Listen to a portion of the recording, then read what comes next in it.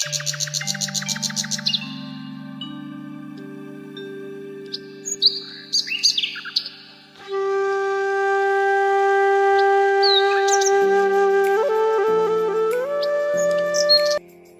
Guys, মোৰ আজি এই নতুন চেনেলটোলৈ সকলোকে স্বাগতম জনাইছোঁ।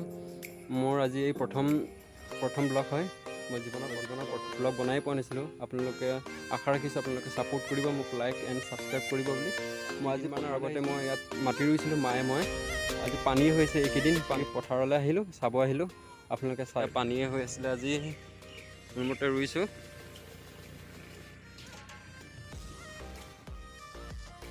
আজি এসপ্তাহমানৰ আগত ইয়াত মাটি ৰুইছিলোঁ, গোটেই পানীয়ে মাৰি পেলালে। পানীয়ে মানে ইমান পানী নহয়, এইকেইদিন বৰষুণ দি আছে।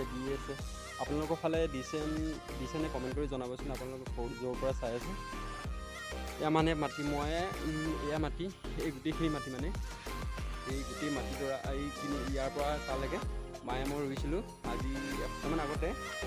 গোটেই পানীয়ে মাৰিলে, বৰ বেয়াই হৈ গ'ল। ইমান দুখ লাগিছে, ইমান কষ্ট কৰি ৰুইছিলোঁ, গোটেই পানীয়ে একদম বেয়া কৰি পেলালে।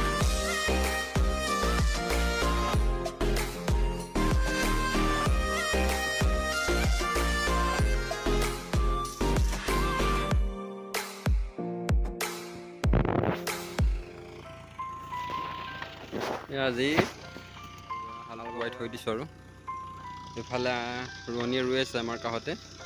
এয়া কঠীয়া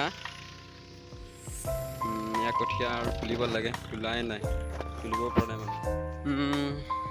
ইমান পানী হৈ আছিলে যে, পানীৰ পৰা মানে ইফালে যাব পৰা নাই। ইমান এতিয়া শুকাইছে আৰু পানী আজি বৰষুণ নিদিয়াৰ কাৰণে পানী ইমান নাই, হ'লেও মানে মাটিখিনি এনেই পৰি আছে। মাটি ৰুব লাগে। আপোনালোকৰ মাটি ৰুইছেনে নাই কমেণ্ট কৰিবচোন। মই পথাৰলৈ গ'লোঁ, আজি ট্ৰেক্টৰৰ হাল বোৱাইছিলোঁ, চাবলৈ গ'লোঁ এপাক। এতিয়া ঘৰতো মানুহ নাই,